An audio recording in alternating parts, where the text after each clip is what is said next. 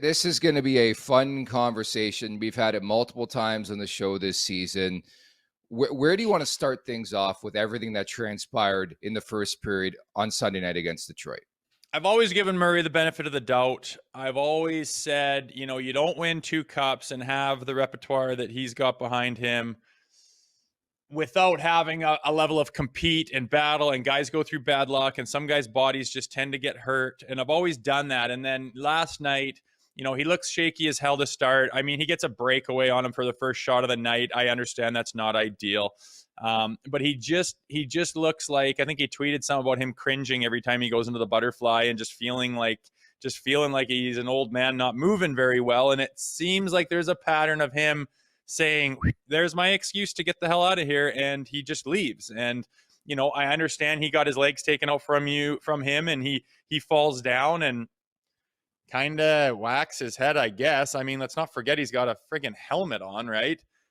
Wasn't a wildly, so okay, it's a grown man falling down. He's covered head to toe in equipment, and he's just like throwing Samsonov to the wolves. That's what gets me, is like, Murray, if you don't battle through this, you're putting Sammy in there, who is a goaltender that we very, very important to us right now. He's been playing fantastic. He's probably the starter. You guys are buddies. You guys are in the same role, and you go down like that, and you just don't come back. You're, nah, I can't. Like, you should be doing everything you can. No, I'm good. I can play. Take the intermission. Take whatever. He just doesn't come back from that kind of a fall. I'm just like, dude, what's your level of compete? How hurt are you? Do you have a concussion from that? I kind of have trouble believing that. Did you do anything to try to get back in? I would like to hear if they were like, absolutely not, you're not going back in. We're doing the protocol, and this game means nothing. But if that were the case and Woll was in the net, I'd have no problem with it. But you're throwing Sammy to the Wolves for like the 3rd time this year, and it's just not right. It's not fair, and I'm starting to question his compete level and where his head's at and how bad he wants to be in the net, and that's the first time I've done that this year. Yeah, exactly. I was quick to jump on it because the track record has been there for quite a bit of time. Now, firstly, I will say it's tough to comment on what happened behind the scenes. The Leafs could have easily said, you know what, you have a history of concussions. We're not throwing you back out there. But I, for one, doubted from the second. As soon as he went down, I'm like, there's no chance in hell if he leaves this game, he's coming back. And that's exactly what we saw. They showed the video, the picture of Ilya Samsonov stretching before the second period.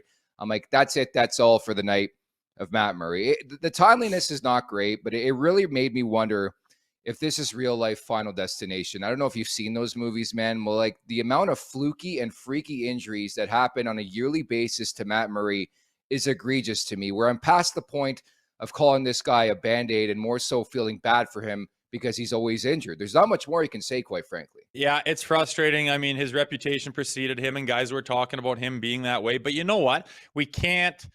You can't throw the towel in right now and say, are we done with Matt Murray? Because we don't know what the future holds. We don't even know where he's at right now. Maybe the trainers of the powers that be said, you know what, we're not throwing you back into this kind of a nothing game.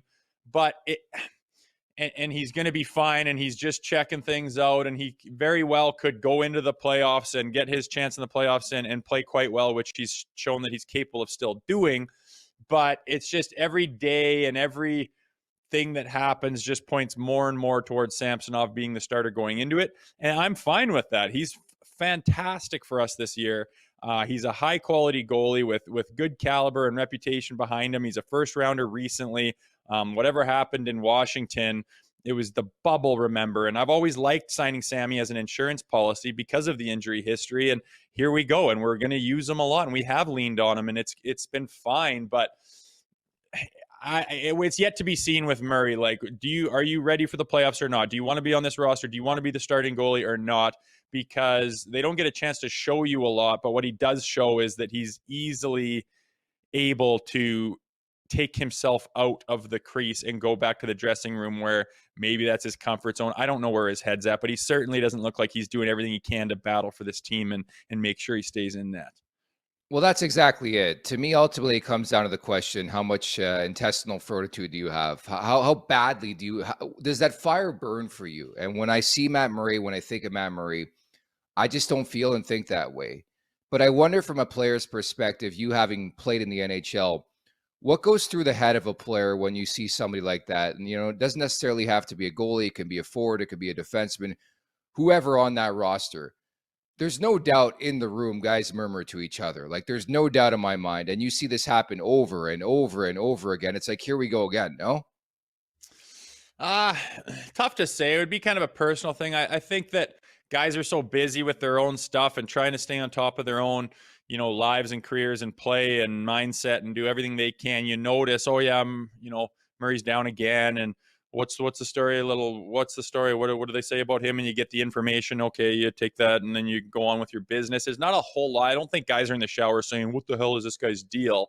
But it's definitely noticeable of like, oh shit, here we go again. But it's tough to say, man. I don't want to say too much until we figure out what his deal is. I mean, if Yeah. he's out and he cannot play the rest of the week and this and that, it's just like, dude, how soft do you have to be? I mean, I'd like to give a guy the benefit of the doubt, and maybe his head is rattled up or whatever. But at the same time, I am watching. I'm a grown man who can watch a guy kind of fall down with full gear on. That's not enough to.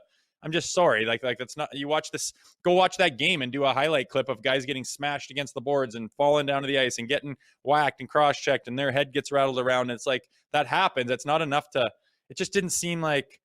It's of course because it's Matt Murray. He just falls down to the ice when someone knocks him down unexpectedly, and he's just out of the game. And Sammy's got to come in cold as hell. He's getting overworked. What if he almost looked a little bit sluggish getting out of one of those plays? And it's just like, fuck me, man. Are you seriously going to put us in this position where we could, have Sammy get hurt too, and just the whole season comes tumbling down? Like, you're playing with fire. They knew this was coming, though, right? Like, and they mean Kyle Dubas. They went out there, they stuck their neck out for a guy they knew, former Sioux Greyhound, 2-time Stanley Cup champion with the Pittsburgh Penguins, got this elite resume. They knew they had to have known what they were getting into.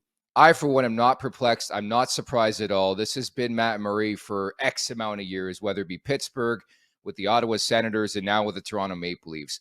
Ultimately, to me, and again, call me crazy, but I think this acquisition, this trade, could end up costing Kyle Dubas his job. And I mean that, thinking that Ilya Samsonov is the number one guy. Having said that, you need more than one goalie in the Stanley Cup playoffs. If your name's not Andrei Vasilevsky, there's a couple others, Igor Shesterkin.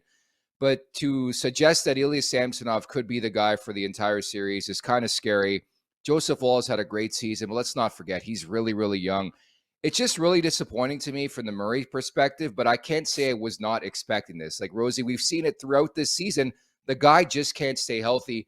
But again, I get to the point where I just feel bad for him because of the amount of fluky and freaky injuries. Like, you can't even chirp him anymore because the way he gets hurt is ridiculous to me. Like, Lucas Raymond loses an edge, bumps into him. Matt Murray's not expecting it, falls back, and hits his head.